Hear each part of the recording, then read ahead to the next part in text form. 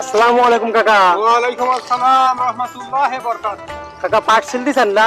পাট শুনতেছি বাহু পাটের এবার খরচ গাদি।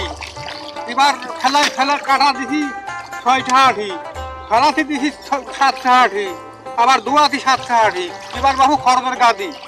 তাহলে তো খরচ অনেকই হচ্ছে। এবার লস।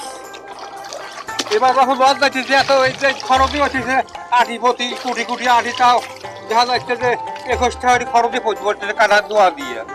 পাট গাড়ছিলেন কয় বিঘা? পাট বাহু আমার 1 বিঘা আছে। ও তো সবাই তো মনে হয় পাট টাট ছোলা শেষ, আপনার এত দেরি।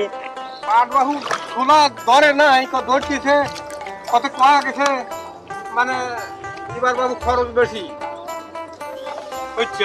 তো পাট জাগ দিছিলেন কয়দিন? গাড় দিছি আজ তো 14 দিন হয়ে গেছে।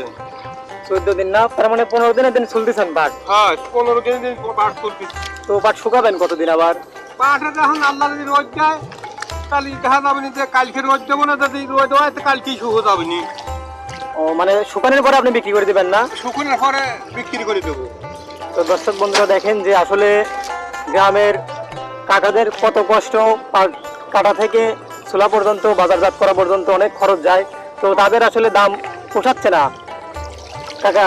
দাম বাহু হিসেবে উঠাচ্ছে না, কারণ বাজার আগে একটু বেশি আসলে এখন আবার বাজার 3032 আসি গেছে। তো কত করে মনে হলে এবার আপনাদের পোষাবে দাম?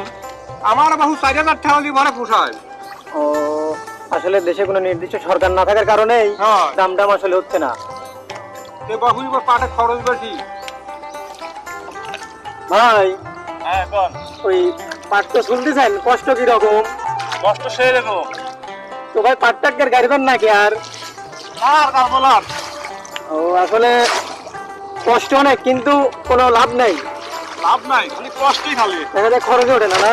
না, তো আসলে দর্শক বন্ধুরা দেখেন যে পাটে কিন্তু অনেক পরিশ্রম, কিন্তু যদি ভালো দাম না আসে তাহলে আসলে কৃষকদের কোনো লাভই হয় না।